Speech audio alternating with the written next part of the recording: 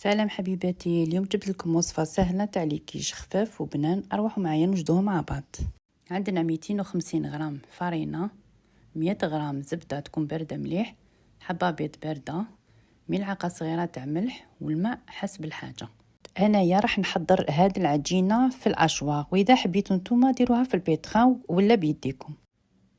نديروا الفرينة والزبدة والملح مع بعض ونخلوهم يتبسوا مليح حتى وين تدخل الزبدة في الفرينة. شوفوا هاي لي كيفاش ولات. دوكا نزيدوا حبة بيض نخلطهم، بصح ما نطولوش بزاف. شوفوا هنايا كاين غير حبة بيض تكفيهم، ما كان يزيدوا لها الماء. شوفوا هنا كيفاش راهي مازال ما تليمتش. دوكا هنا نزيدوا لها شوية تاع الماء، ما تكتروش بزاف. شوفوا هنا مازال فيها تشققات، نزيدوا تاني شوية الماء حتى تشوفوا لاباط ولات لكم ليس. هاي ليكم مور ما وجدت لاباط راهي طريه ما فيهاش تشققات. نغطوها بالبابي فيم ونخلوها تريح على الاقل ساعه. مور ما ريحتنا نجيبوا لي مول تاعنا يكون القطر تاعهم واحد 7 سنتيمتر والارتفاع 2 سنتيمتر. نحلوهم بهذه الطريقه كما راكم تشوفوا، ماذا بيكم ما ديروهمش شخشان.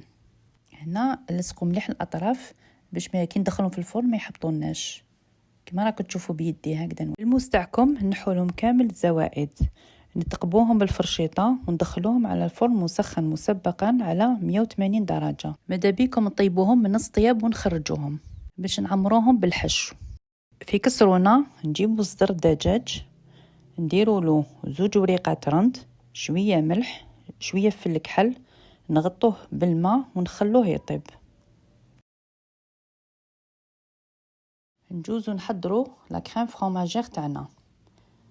في صحن نديرو كاس حليب، كاس كريم فريش، 2 حبات بيض، 2 حبات فرماج بورسيون وفرomage رابي، شويه فل كحل، شويه ملح، ونضربوه بالفوي. نتوما من الافضل ديرو بالبغا ميكسور، اللي يحب ينكهها مليح يزيد لها شويه زعتره. هنا نحركوها مليح حتى يذوب لنا كاع الفرماج ونخلوها بجهه. هذا الدجاج مور ما طبنا وصفيناه من الماء تاعو نفتوه بهذه الطريقه. هنا خرجنا لي فون دو طاخت مور ما طابونا نص طياب، نعمروهم بالدجاج، من بعد نزيدوا لهم لا كريم فرomagère. ماذا بيكم ما تعمروهمش بزاف باش كي تدخلوا في الفرن ما يدفقولكمش. هكذا كيما راني ندير، نكملوا نعمروهم كامل وندخلهم في الفرن باش يكملوا طيابهم ويحمروا. ما طابونا حبيت نقسم معاكم حبه باش تشوفوا الطراوه تاعها، تذوب في اليد قبل الفم وما نحكي لكمش على البنه. هذه هي الوصفه تاع نهار اليوم، ما تنساوش تجربوهم وتخلوا لي رايكم في التعليقات. ديروا لي جيم ابوني. سلام.